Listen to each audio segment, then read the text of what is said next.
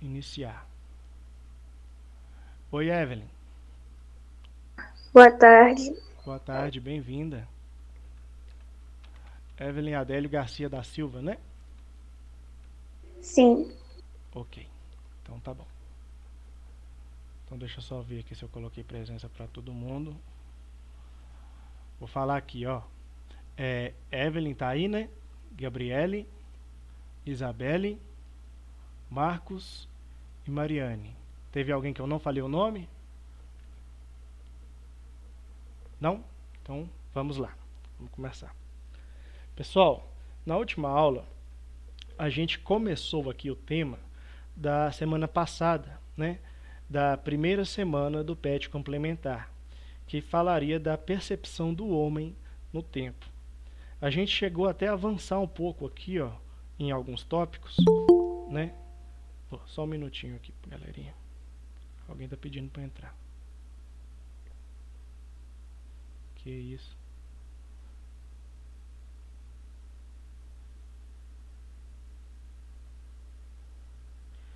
Quem é Chimbaca?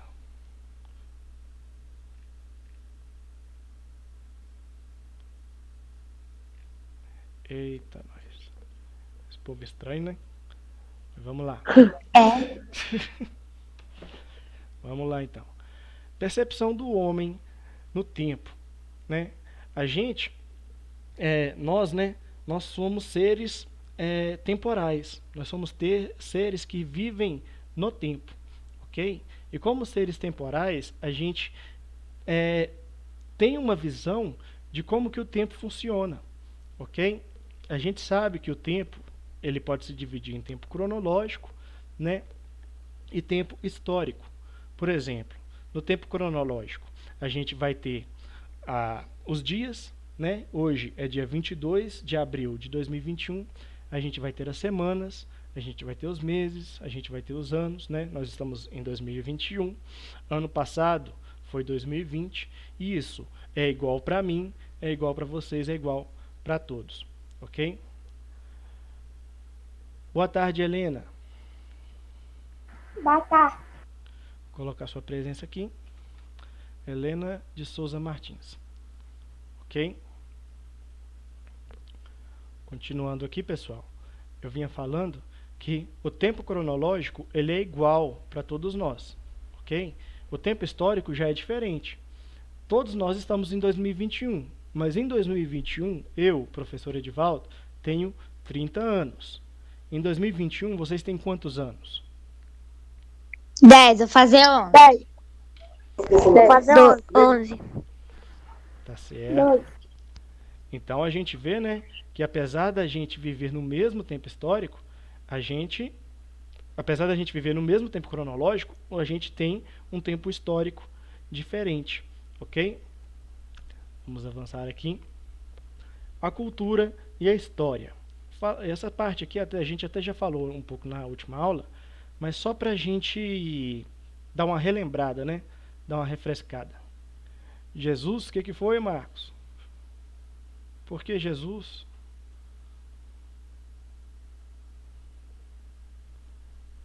Oi, Marcos. Vamos continuar aqui. O Marcos está tímido, pessoal. Vamos lá. Cultura e a história. A gente tem aqui a figura do matemático francês Blaise Pascal, ok? E ele vai trazer a seguinte frase aqui, ó, de reflexão para a gente sobre o tema da cultura e da história. Segundo Pascal, saber-se imortal é ser mais nobre que todo o universo.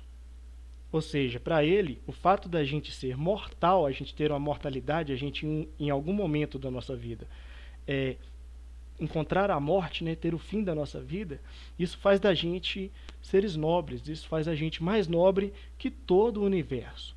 O que será que ele quer dizer com isso? Vamos continuar aqui. A relação do homem com a história passa intimamente pela sua cultura e pela sua noção de mortalidade. Ou seja, pessoal, a nossa visão de história, a forma como a gente interpreta a história, tem muito a ver com a nossa visão, né, de mortalidade, ou seja, com a nossa certeza de que um dia a nossa vida vai acabar. Por quê? Porque, pessoal, a gente pensa na história, a gente visualiza a história, a gente entende o tempo como marcado por gerações, né? Nós somos uma geração e depois da gente vão existir outras gerações. Antes de nós, né, vieram incontáveis gerações e assim por diante. E a história, ela prevalece apesar do fim dessas gerações. Uma geração acaba, a outra inicia e a história continua, ok? E aqui o último tópico. A cultura é uma forma do homem dar sentido à sua existência finita.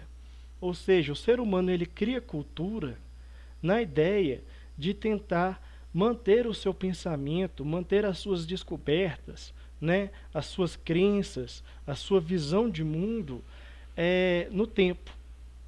Mesmo quando o homem morre, as suas ideias, as suas visões, as suas ações, né, as consequências das suas ações, elas prevalecem no tempo, elas prevalecem na história. E toda ação humana, ela se torna um componente da nossa cultura, né? Existem algumas ações que ressoam mais e algumas que ressoam menos, ok? Vamos avançando aqui. Visão histórica e a cultura. E aí vem o primeiro tópico. É correto afirmar que a visão histórica de determinadas sociedades se difere de acordo com a cultura em que elas estão inseridas. Ou seja, pessoal, cada cultura ela vai ter a sua visão de mundo, ela vai ter a sua perspectiva histórica. Ou seja, a cultura do brasileiro, por exemplo. O brasileiro ele enxerga o mundo, ele enxerga a história de uma forma diferente que o americano enxerga a história, né? O americano enxerga a história diferente que um angolano, né, lá na África enxerga a história. Então cada povo, cada cultura vai ter a sua visão, a sua perspectiva histórica, ok? Para exemplificar essa relação entre perspectiva histórica e cultura, podemos, por exemplo, analisar paralelamente as concepções de tempo das culturas greco-romanas, do tempo cíclico, e das culturas judaico-cristãs, que seguem o tempo linear.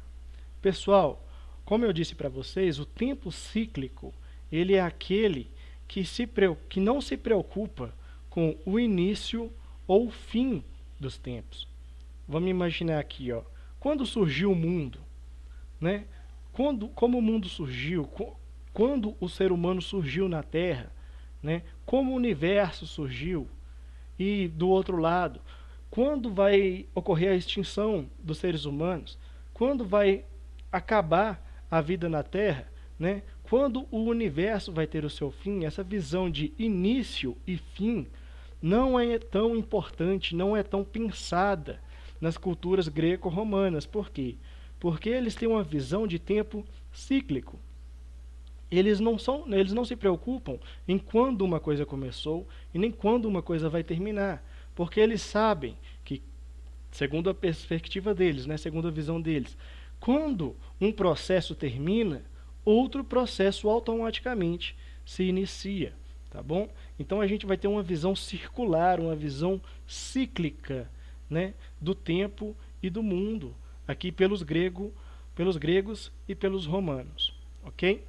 Já a cultura dos judeus aqui, ó, e dos cristãos, a cultura judaico-cristã, ela vai ter uma visão de tempo linear.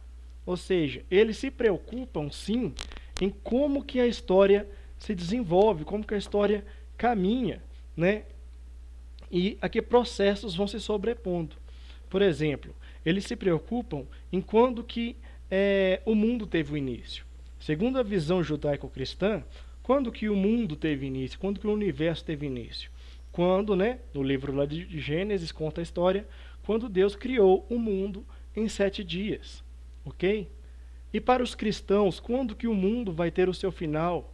Né? Quando chegarem os tempos que são descritos no livro do Apocalipse, né? Não é à toa que o primeiro livro da Bíblia é o livro de Gênesis, que fala do início, né, do mundo. E não é à toa também que o último livro da Bíblia é o Apocalipse, que relata o fim, né, e relata esse desfecho aí, ó, da existência, ok? Então, pessoal, existem as visões linear, que preocupa com o início e com o fim, e o tempo cíclico, né, a visão cíclica, onde cada fim é um novo começo. Avançando aqui, a gente tem uma definição do tempo cíclico e do tempo linear. Tempo cíclico é a ideia de eterno retorno. Ou seja, o que é o eterno retorno, pessoal? Todo fim, ele dá um novo início, né? E todo início ele é marcado por um final, ok? É a teoria do eterno retorno. Todo fim é um novo começo. E aqui a gente tem a visão do tempo linear. Ela é uma influência judaico-cristã. O tempo tem um começo, um meio e um fim. Ok? Avançando aqui. A gente tem aqui, ó, essas duas visões de tempo. Uma que fala das estações, né? Estações do ano, o verão, o outono, o inverno e a primavera.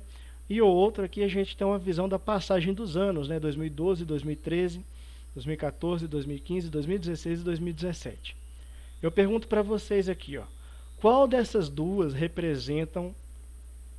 Opa, só um minuto. Oi, Natália.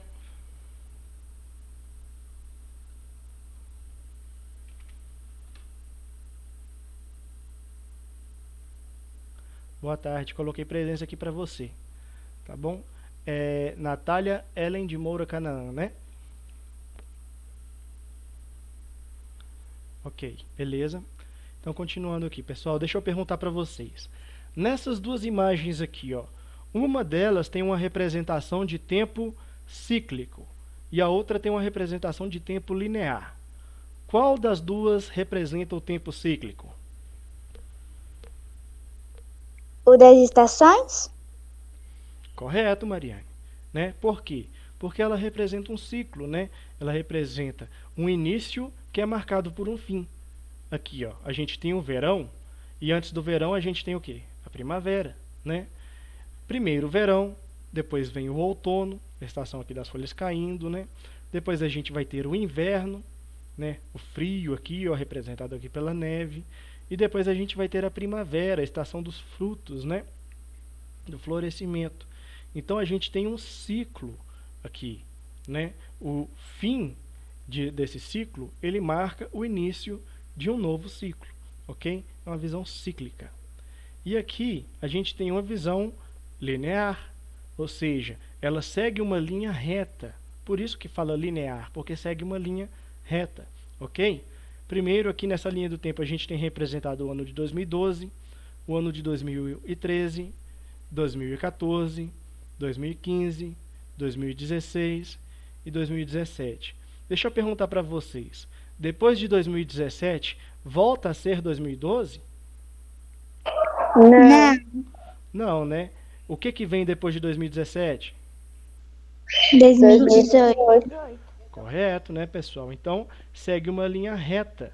Nunca volta, o prosseguimento, ele não volta, ele não fecha um ciclo, ele sempre segue uma linha reta, onde existe um início, existe um meio, existe um fim. Deu para entender, pessoal, essa diferença entre o tempo cíclico e o tempo linear? Sim. Sim. Beleza. Então tá bom. Então vamos continuar aqui, ó. A história como meio de vencer a mortalidade. Vamos lá. Portanto, a história é construída pela temporalidade humana como um meio de transcender aos próprios limites existenciais. Pessoal, todos nós vivemos no presente, né? E a gente sabe muito bem que o passado, ele já foi o presente em algum momento, né? E o futuro, ele está fadado a se tornar o presente também, né? Mas condicionalmente nós vivemos no presente. O presente ele é a parte real do tempo. Pode-se dizer que o passado é uma visão que a gente tem do que se passou, né? Do que aconteceu. E o futuro também é uma perspectiva, né? Uma previsão do que virá a acontecer. Então, dessas três fases do tempo, né? O passado, o presente e o futuro, a mais real, a mais substancial é o presente. Porque o presente ele vai marcar essas três fases. Ok? E o que acontece? O que fala aqui nessa frase? Fala que a história ela é construída pela temporalidade humana, né? Ou seja, nós, no presente, né, construímos a história, nossas ações, né, a forma como a gente interage com o mundo, elas são formas, né, são manifestações, são ações humanas que vão ficar marcadas para a história, são tijolinhos, né, na construção desse muro que é a história. Então, pessoal, aqui fala que a história é construída pela temporalidade humana. Mas por que o homem faz história? Ele faz história, segundo a frase aqui, né, como um meio de transcender aos próprios limites existenciais. Quando a gente estuda o passado, a gente estuda a história, a gente consegue ter uma visão do que aconteceu muito antes do nosso nascimento, né? Então, de certa forma, conhecer a história, estudar a história e fazer a história é uma forma da gente prolongar a nossa perspectiva limitada, né? Porque a gente sabe que a nossa visão de mundo, a nossa realidade, a nossa condição de ser vivo é uma condição mortal, uma condição fadada à morte. Em algum momento, tudo aquilo que vive morre, né? E sobre essa reflexão aí, ó, da gente construir a história como uma forma de tentar ampliar a nossa visão, né? A nossa perspectiva sobre a vida, nós literalmente, né, tentar esticar, né, a nossa consciência sobre o tempo nosso de vida.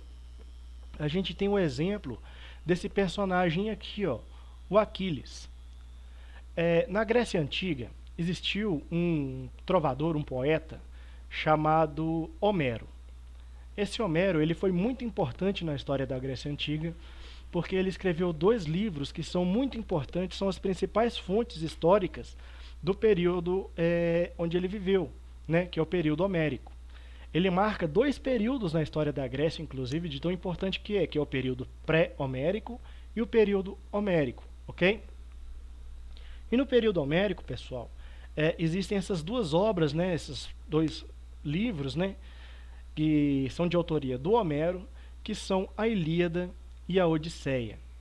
Vocês podem não ter ouvido falar dos livros, né, dos títulos dos livros, mas com certeza vocês já devem ter ouvido falar na Guerra de Troia, né? Vocês já devem ter ouvido falar também na representação de algumas figuras mitológicas, como as sereias, né, os ciclopes, os gigantes, né, dragões de muitas cabeças. São representadas essas bestas mitológicas, elas são representadas na Odisseia. E a gente tem esses 2 livros, né, a Ilíada e a Odisseia. A Ilíada, ela vai contar a história da Guerra de Troia. E o que acontece? Existia esse personagem que era Ulisses. Ulisses era filho de uma deusa do oceano, né? No oceano, na mitologia grega, existem vários deuses, ok? E existem os deuses das águas, né? Existe Poseidon, cada rio é considerado um deus, né? E existia essa deusa, que era uma das deusas do oceano, uma deusa do mar, né? Que teve um caso com um ser humano, né? Que era chamado de Peleu. Esse Peleu teve um caso com essa deusa e teve o filho, o Aquiles, ok? Aquiles, então, era um semideus. Ele era metade humano, metade deus grego, ok? E, devido à sua condição de semideus, ele tinha grandes habilidades, ele era muito poderoso, ele era muito forte, sabe? Ele era tipo um Hércules. Ele era muito poderoso, tinha uma força física muito grande, ele era um guerreiro muito respeitado no exército grego. E pode-se dizer que dos gregos, da época em que ele viveu, ele era o mais forte, né? devido a essa condição de semideus. E o que acontece, pessoal? Aquiles, ele foi chamado para participar da guerra de Troia. E quando ele foi chamado para a guerra de Troia, a mãe dele chegou nele e falou o seguinte, falou, olha meu filho, se você for para essa guerra, você não voltará, você vai morrer nessa guerra. Entretanto, o seu nome, a sua memória, a lembrança, né, tudo que você fizer naquela guerra vai ficar marcado na história para todo sempre. Mas, se você não for para essa guerra, você não vai morrer jovem, você vai morrer idoso, você vai ter uma longa vida, você vai ter filhos, você vai ter netos, né? Você vai ter uma vida próspera, você vai viver muito bem, vai ter uma vida muito feliz. E quando você morrer, os seus filhos vão chorar a sua morte. Os seus netos vão se lembrar de você. Os seus bisnetos vão falar do seu nome. Mas daí por diante, o seu nome vai ser apagado da história. Ninguém vai se lembrar mais de você. Ok? Não preciso nem falar qual foi a escolha dele, né? Estamos aqui falando hoje de Aquiles. E Aquiles, ele decidiu ir à guerra. Ele preferiu morrer jovem e ter o seu nome marcado na história. E tem uma passagem no livro da Odisseia em que o Aquiles estava lutando do lado dos gregos contra os troianos, em que os gregos estavam perdendo várias batalhas para os troianos. E aí, os gregos, os subordinados de Aquiles, viram para ele e falam o seguinte, Aquiles, a gente vai acabar morrendo aqui na mão dos troianos. Vamos pegar nossas coisas, levantar as âncoras e colocar os nossos navios no mar. Vamos embora, vamos voltar para a Grécia. Porque se a gente ficar aqui, a gente vai acabar morrendo na mão dos troianos. E Aquiles respondeu a eles, por isso, seu nome nunca será lembrado. O que Aquiles estava querendo dizer com isso aqui, pessoal? Para Aquiles, não importava morrer. Ele já tinha entendido que ele ia acabar morrendo naquela guerra, mas ele não se importava com isso, não se importava em morrer. Para ele, mais importante que viver era ser lembrado, era ter o seu nome cravado no muro da história. Ok? Mais abaixo aqui a gente tem uma outra fala de Aquiles, enquanto Aquiles estava conversando com a sua amante, né? Uma mulher que ele sequestrou lá de Troia, e ele fez dela a sua amante, a sua escrava, né? E ele fala para ela o seguinte, os deuses nos invejam, eles nos invejam porque somos mortais, porque qualquer momento pode ser o nosso último. Tudo é mais bonito porque estamos condenados. Você nunca vai ser mais bonita do que você é agora. Nós nunca estaremos aqui novamente. Existe um ditado, pessoal, que diz o seguinte, que um homem nunca pode se banhar 2 vezes no mesmo rio, porque quando o homem se banha no rio, o rio é um e o homem também é um. Quando ele sai do rio e volta para o rio, mesmo que seja no mesmo momento, já não é mais no mesmo rio, ele não vai estar se banhando nas mesmas águas, né? E o homem também já não é mais aquele que era no primeiro banho, não é mais aquele homem da primeira experiência, né? Imagina, quando você vai dar um mergulho numa água fria, você não sente aquele choque no corpo todo, porque é aquele choque térmico, né?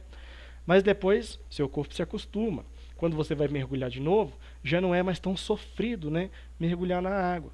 Ou seja, mesmo que você mergulhe no mesmo rio, você não vai estar mergulhando nas mesmas águas, não será mais aquele mesmo rio da primeira vez, e não será mais a mesma pessoa, a mesma situação, a mesma perspectiva, a mesma sensibilidade, né? Então, tudo muda. O tempo muda tudo o que está dentro do tempo, ok? E por isso o tempo é tão valioso e por isso a mortalidade do ser humano é tão valiosa. Vamos imaginar se a gente vivesse para sempre.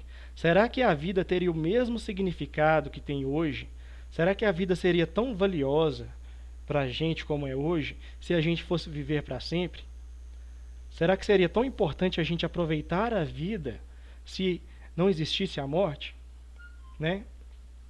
E aqui vem uma última reflexão aqui, ó, depois que Aquiles já tinha sido morto na guerra. No livro fala: embora ausente, Aquiles estava sempre presente. O que isso quer dizer? Quer dizer que apesar de Aquiles já ter morrido, a memória, né, as lembranças de quem era Aquiles, do que ele fez, né, da importância dele, continuou. Mesmo ele morto, as histórias sobre ele continuavam a ser contadas.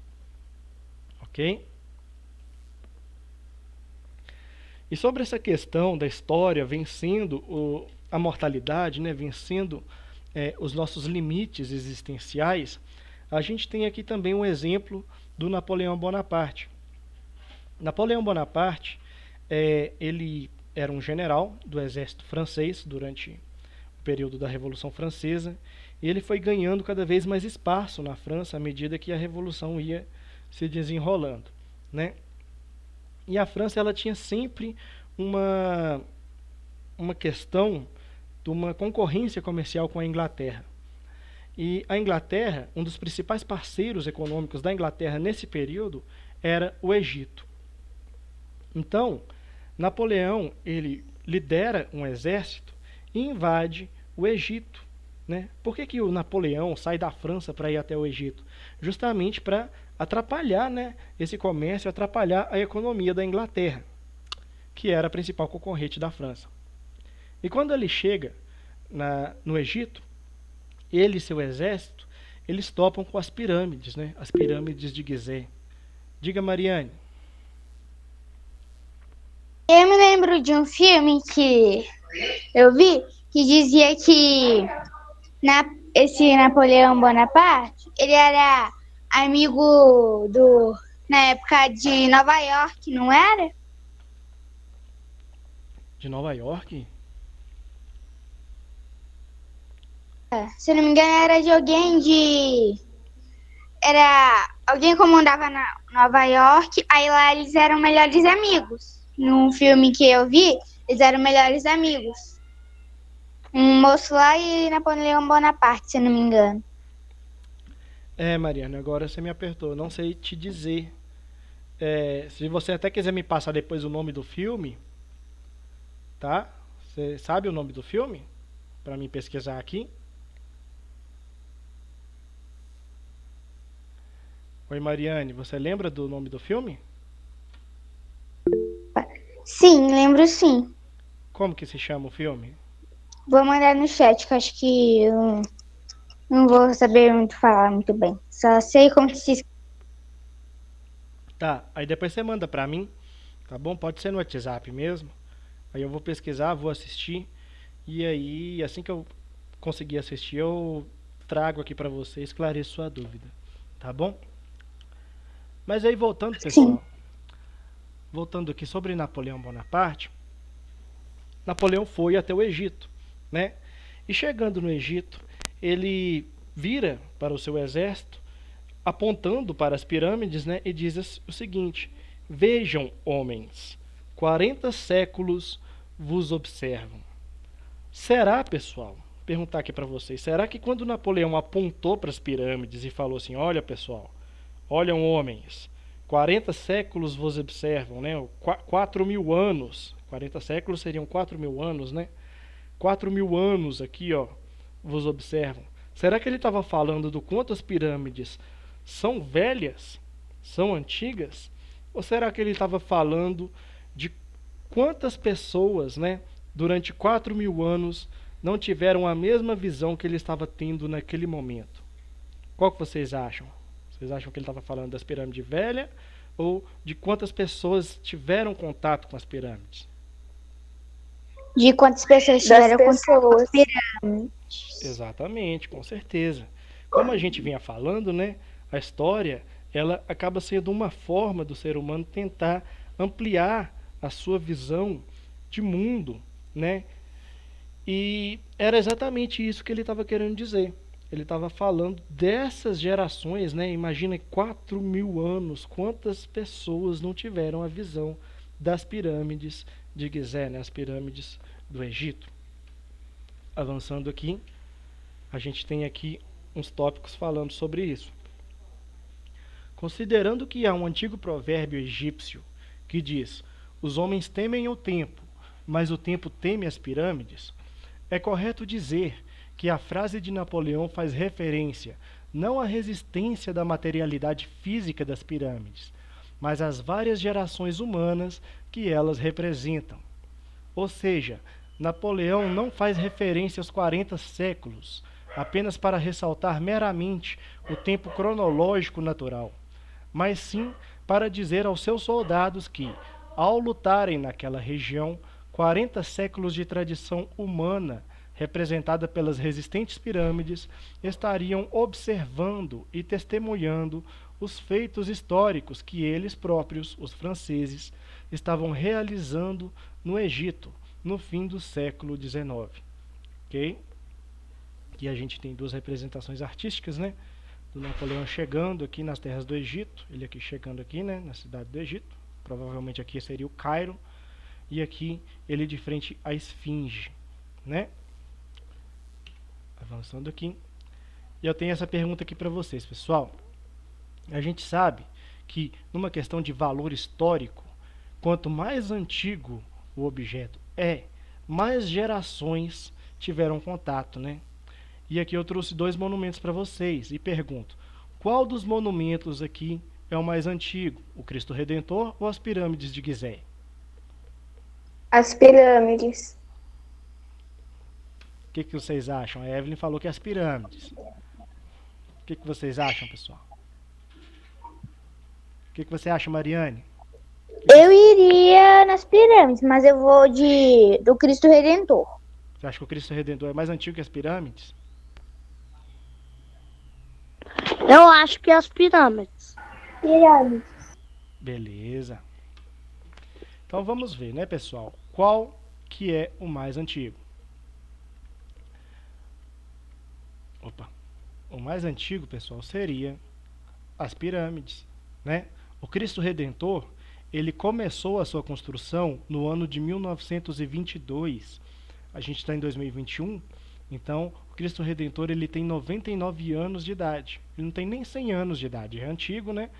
Mas não chega nem a um século de tempo, né? Já as pirâmides, elas, vamos ler aqui, ó, elas têm 2.700 anos. As grandes pirâmides de Gizé, as três pirâmides aqui, né, que são as pirâmides de Gizé, que são as pirâmides de Quéops, de Quéfren e Miquerinos. Elas foram construídas há cerca de 2.700 anos antes de Cristo, desde o início do antigo reinado até o período ptolomaico.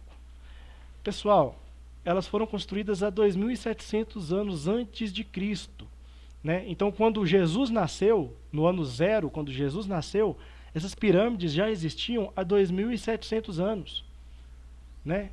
Então, se a gente está hoje em 2021, essas pirâmides existem há mais de 4.700 anos, né? A gente pode falar aqui que elas existem há 4.721 anos, né? Então, gente, com certeza as pirâmides são bem mais antigas, né, que o Cristo Redentor, ok? Então, mais gerações na história viram as pirâmides, tiveram contato com as pirâmides, do que gerações viram o Cristo Redentor, ok? Opa, pulei demais. Aqui avançando um pouco. A contagem do tempo na história. A contagem do tempo na história varia de acordo com cada povo e cada época. Os primeiros povos fizeram seus calendários, tendo como referência os ciclos da natureza, suas crenças e seus costumes. Por isso, nem todos os países seguem o mesmo calendário. Então, pessoal, o que acontece? O ser humano, ele conta o tempo, né? Ele busca alguma forma de contar o tempo, de entender o tempo. Por quê? Porque, contando o tempo, ele consegue prever quando vai ser o inverno, quando vai ser o verão, quando vão vir as estações do tempo, né? Qual que vai ser o melhor tempo de plantar, qual que é o melhor tempo de colher, né? E assim por diante. E o que acontece? Essa visão nossa do tempo, de como a gente conta o tempo, ela varia para cada povo e para cada sociedade. Atualmente, nós brasileiros, né, atualmente, a gente conta o tempo baseado no calendário de 12 meses, né? Nosso calendário ele tem 12 meses, a gente está no mês 4, né? São 12 meses no total que formam um ano. Os índios antigos, por exemplo, os tupinambás, né, que viviam aqui no território brasileiro antes da chegada dos portugueses, eles não tinham um calendário. Então, como é que eles contavam o tempo? Como é que eles sabiam qual que era o melhor tempo de plantar, qual que era o melhor tempo de colher, qual que era o melhor tempo de fazer guerra, o melhor tempo de pescar, de caçar? Eles faziam isso, pessoal, observando os elementos da natureza, tá certo? Quando uma espécie de peixe fazia a sua desova, né, ele sabia que era o melhor tempo para fazer alguma atividade. Por exemplo, os tupinambás, eles sempre entravam em guerra no período da Piracema. Por quê? Na Piracema era o período onde os peixes saíam do mar, iam para os rios para se reproduzir, né? E nesse momento aí, né, quando acontece a Piracema, o rio se enche de peixes. Então, para eles ficaria mais fácil guerrear nesse período. Por quê? Porque eles não precisariam ficar levando alimentos até o território do inimigo. Bastavam eles pescar, né, se manter aqui à margem dos rios e estar pescando. Eles podem sair e pegar o alimento deles, né, no próprio caminho. Tá entendendo? Cada povo vai ter a sua visão de tempo, a sua visão de contagem do tempo, né? A sua perspectiva de calendário. E aqui a gente tem aqui, ó, o tempo histórico e o tempo cronológico. Eu tinha explicado para vocês mais cedo a diferença do tempo cronológico e do tempo histórico. Por exemplo, o tempo cronológico. Eu disse para vocês, né? Todos nós estamos vivendo em 2021, né? Estamos todos aqui reunidos no dia 22 de abril de 2021. Para mim é 22 de abril, para você é 22 de abril, para todo mundo é 22 de abril, ok? Mas 22 de abril eu tenho 30 anos, né? No dia 22 de abril vocês têm 10, 11, 12 anos, né? Então, o tempo histórico, ele é diferente do tempo cronológico. Todo mundo vive o mesmo tempo cronológico, mas cada um tem o seu tempo histórico. Quando eu tinha 12 anos, vamos pensar aqui, quando eu tinha 12 anos, era 2013, né? Então, faz um bom tempo. 2013? 2013. Em 2013 eu tinha 12 anos de idade. Agora nós estamos em 2021, eu tenho 30 anos de idade, ok? Então, o meu tempo histórico, ele é diferente do de vocês. Eu já passei por esse tempo histórico de vocês. Vocês estão com 12 anos, eu já passei por esse tempo histórico de ter 12 anos. Mas o tempo cronológico nosso é o mesmo, ok? Aqui eu também trouxe um exemplo para a gente entender melhor sobre essa questão do tempo histórico e do tempo cronológico. E eu vou falar aqui, vou usar como exemplo a Revolução Industrial. Durante toda a Idade Média, tudo que se produzia era feito de forma manual, né? Essa produção manual era chamada de manufatura. Se você quisesse um sapato, quisesse uma roupa, ou precisasse de uma panela, né, de uma vasilha, de uma colher, qualquer coisa que você usa no seu dia a dia, um copo, uma caneca, qualquer coisa que você usa no seu dia a dia, tinha que ser feito. Se você precisasse, você teria que fazer, ou então teria que encomendar alguém para fazer, e essa coisa seria feita de forma manual, ok? Você iria, né, vamos imaginar, eu preciso de um sapato. Eu iria até o sapateiro e falaria, olha, eu preciso de um sapato, queria que você fizesse um sapato para mim. Então o sapateiro ele ia pegar todos os materiais e sozinho ia confeccionar o sapato. Preciso de uma roupa, vou até o alfaiate, né? Peço ao alfaiate, olha, eu preciso de uma roupa. E ele vai pegar as minhas medidas e sozinho vai fazer uma roupa para mim. Mas, na passagem do tempo da manufatura para a Revolução Industrial, esse processo que antes era feito por uma pessoa só, passou a ser feito por várias pessoas. Ou seja, vamos imaginar aqui, ó, a roupa que a gente veste, né? Uma camisa que a gente veste. Geralmente essas camisas hoje em dia têm estampas, né, coisa e tal. O que acontece? Geralmente esse processo de produção de uma camisa é um processo industrial, ok? Vai ter aquela pessoa que vai confeccionar o pano, né? Geralmente o pano, até o pano é feito numa indústria, ok? Podemos ir bem antes. Vamos pensar assim, ó. Inicialmente vai ter a colheita do algodão, né? Ou então a confecção do material que vai ser feito, o tecido. O tecido ele vai ser confeccionado, ele vai ser levado até a fábrica. Da fábrica ele vai ser cortado. Vai ter a pessoa que vai costurar esse tecido. Vai ter a outra pessoa que vai colocar a etiqueta na camisa. Vai ter uma outra pessoa responsável em colocar a estampa da camisa. Vai ter aquela pessoa que vai ter a responsabilidade de dobrar a camisa e colocar num saquinho, né? E vai ter aquela pessoa que vai ter a responsabilidade de fazer o transporte do produto da indústria, né, da fábrica até a loja, onde ela vai ser vendida e a gente vai comprar. Então essa é a diferença do processo industrial. No Brasil, a gente vive, né, um período industrial. Pode-se dizer que praticamente tudo que a gente usa foi feito por um processo industrial, né? Só que esse processo industrial chegou primeiro na Inglaterra. E aqui vamos ver o que o tópico está falando. Tudo aquilo que existe no tempo está atrelado à ideia de cronologia. Em outras palavras, nós vivemos o mesmo tempo cronológico.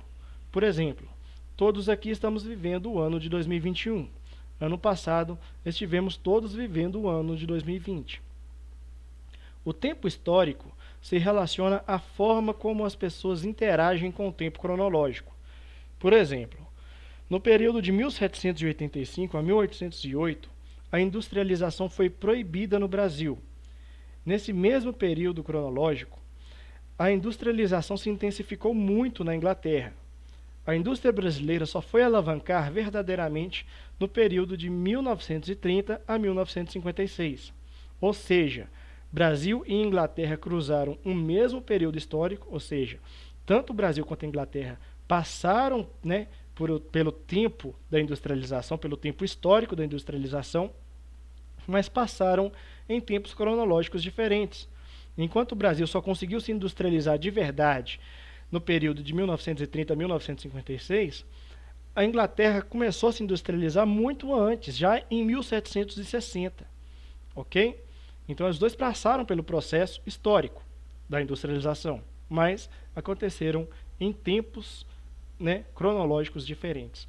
Deu para entender essa diferença entre o tempo histórico e o tempo cronológico? Sim. Sim. Sim. Beleza. Pessoal, nossa aula vai acabar daqui 2 minutos, tá bom? Vocês têm alguma dúvida? Não. Não. Deu para entender tudo certinho?